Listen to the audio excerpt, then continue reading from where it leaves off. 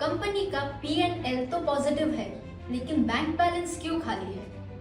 Welcome to episode 7 of our series decoding fundamental analysis.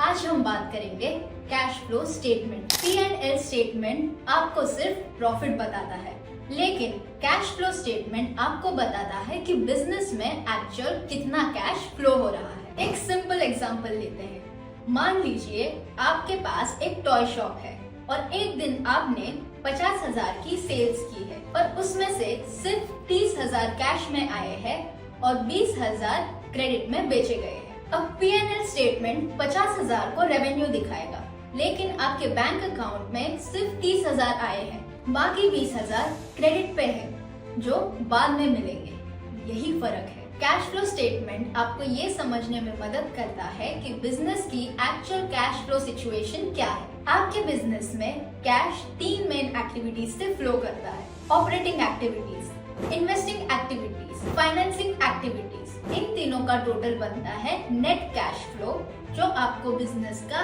Actual cash position बताता है। आने वाले एपिसोड्स में हम और भी फंडामेंटल एनालिसिस के कॉन्सेप्ट्स को ऐसे ही इजी वे में समझेंगे।